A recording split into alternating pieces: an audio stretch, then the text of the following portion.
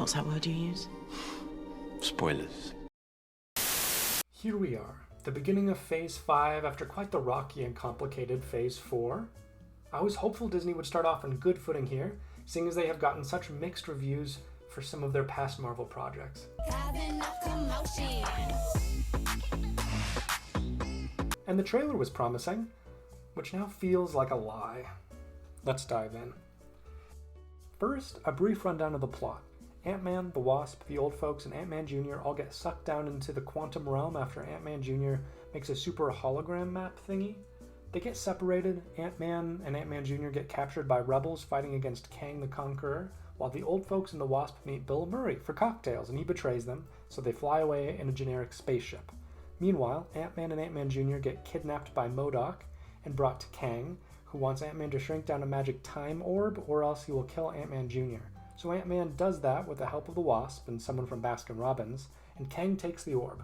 So they all team up with weird aliens and a super advanced race of technocratic ants to take down Kang, and they defeat him, and all go home. The end. In terms of the CGI, most of it was pretty solid. Like, there's this random pink thing who looks like the goo guy from Monsters vs. Aliens, who keeps talking about orifices and holes. He's animated really well, but some of the CGI in this movie was horrifying, and not in the good way. This was most notable when it came to the side villain, Darren, you know, the bee guy from the first Ant-Man? He plays MODOK, I guess. It looks like the CG artist just put Corey Stoll's face in Photoshop and stretched it really wonkily. It looks terrible. Ugh. And by the way, his quote-unquote emotional arc felt really forced and rushed, not landing, and it took up space that could have been used on one of the many main characters in their development. Like, looking at living broccoli was less distracting than seeing Darren's face every time his face shield went up. There were lots of noticeable plot holes. Firstly, it pulls the annoying trope of the character who won't tell the others necessary exposition because the screenwriters want to wait for the narration to line up with the introduction of the character from the backstory into the main plot. Basically, Janet helped Kang before she knew he was evil. She's embarrassed by that, but she keeps Hope and Hank in the dark, which isn't great since they don't have necessary information concerning the danger they're in. And these characters are walking in the middle of the quantum wilderness for at least a few hours or a day, so they have plenty of time to talk. It felt really forced. Next, Scott Lang doesn't use his powers when first kidnapped by the weird alien rebellion. He's struggling and acting like he's defenseless, but his suit still works just fine, and he believes his daughter's in danger and just does nothing. It was a weird moment.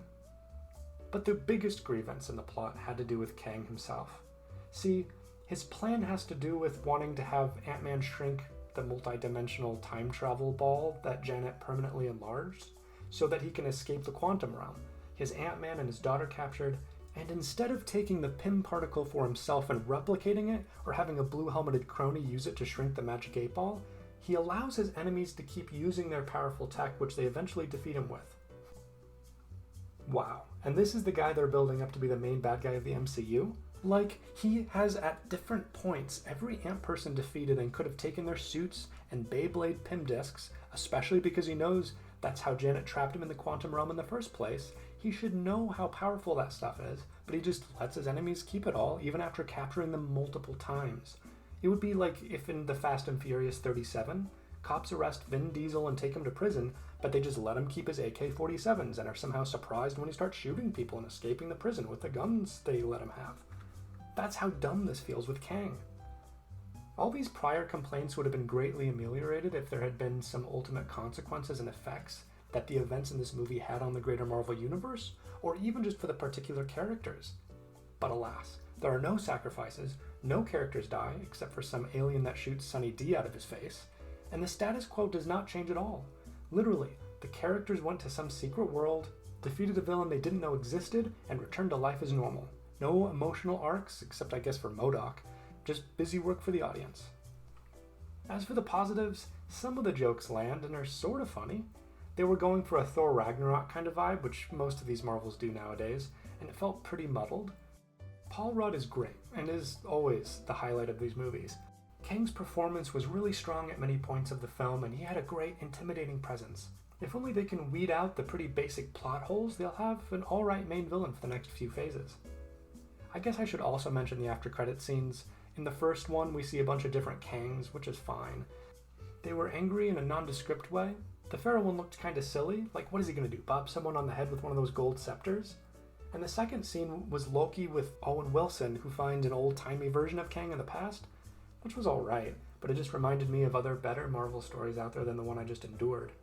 At the end of the day, this entry into the Ant-Man storyline had even less an effect on the universe than Ant-Man 2 did, which I didn't know was possible.